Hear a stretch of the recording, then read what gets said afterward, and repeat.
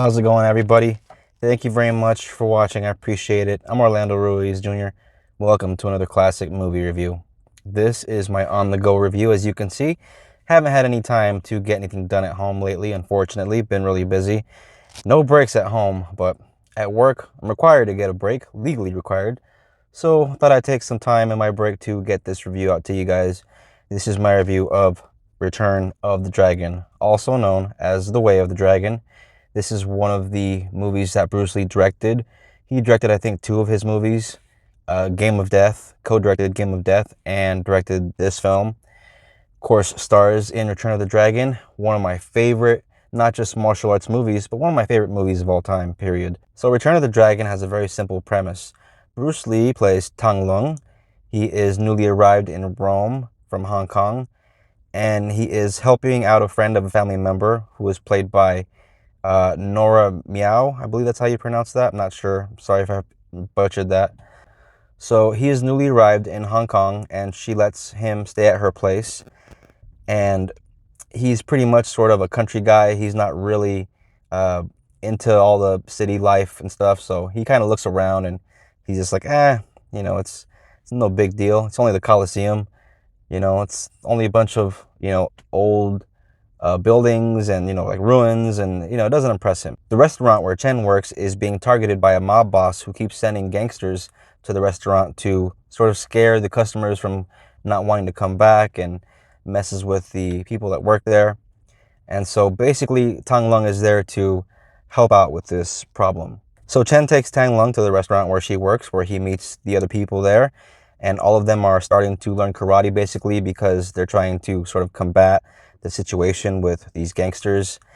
And one of these guys is very skeptical and doesn't really trust Tang Lung at first, or his skills at least. And there's a chubby guy there who's sort of more open-minded and optimistic about Tang Lung. He's very friendly. Aken, I think that's what his name was, his character. And Aken's kind of a comic relief. He's funny in the movie. So Tang Lung is in the restroom the very first time that the bad guys show up and start messing with people. And so the first time they show up, he really isn't able to do anything because he didn't even know that they were there.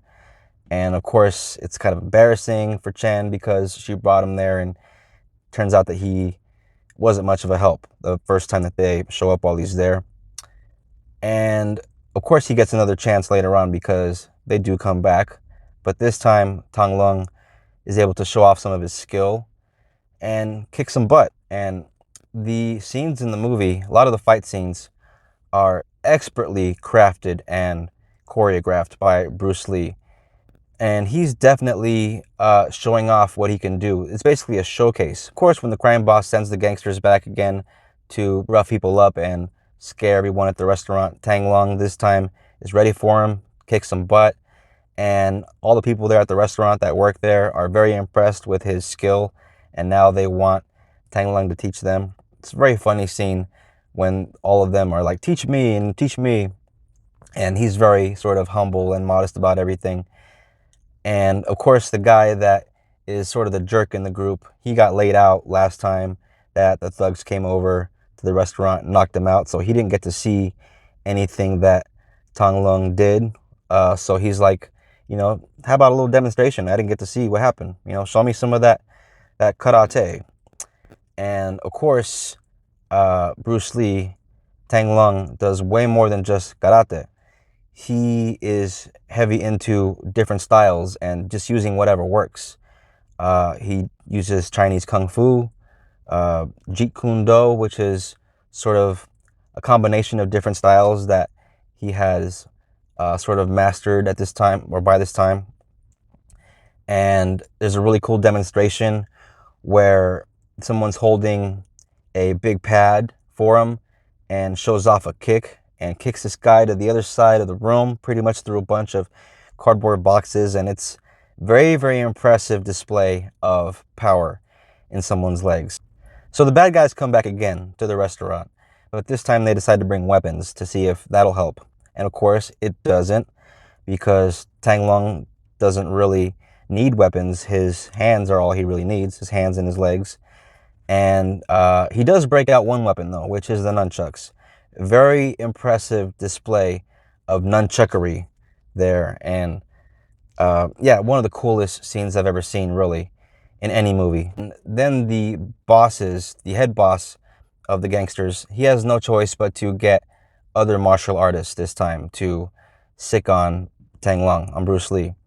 And so he gets a Japanese martial arts expert champion and a European champion. But these two guys don't really work well with each other. They just have a lot of beef with each other, I guess.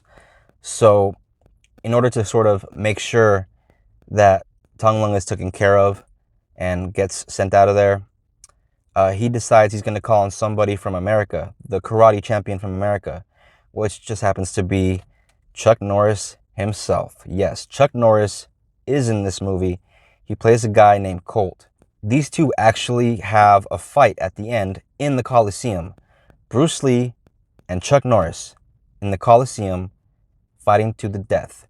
It is a 10-minute fight, and I shit you not, it is one of the greatest fights in the history of all cinema. I really wish that Bruce Lee could have stuck around a lot longer. I know it wasn't his idea to check out as early as he did. It's a big mystery for a lot of people, but you know, he'll always be remembered for that short period of time when he was the king of martial arts in Hollywood. And to this day, he is very, very highly influential. There are a lot of people that to this day take his knowledge and his philosophies, a lot of the stuff that he taught, it lives on today. People that were around back then who learned from him, they carry on his teachings, and it goes on and on. And we have so many great interviews to check out where we can get inside the mind of Bruce Lee, because he was very much the kind of guy that liked to bridge the gap between East and West, and for a period of time there, he did that. And I highly recommend Return of the Dragon. It is a great movie. It's a great martial arts movie, great Bruce Lee movie, and to me, it's one of the greatest movies of all time, because it's Return of the freaking Dragon, and you got Chuck Norris in there too, so what's not to love? So yeah, I'm gonna get out of here because I am melting, as you can see.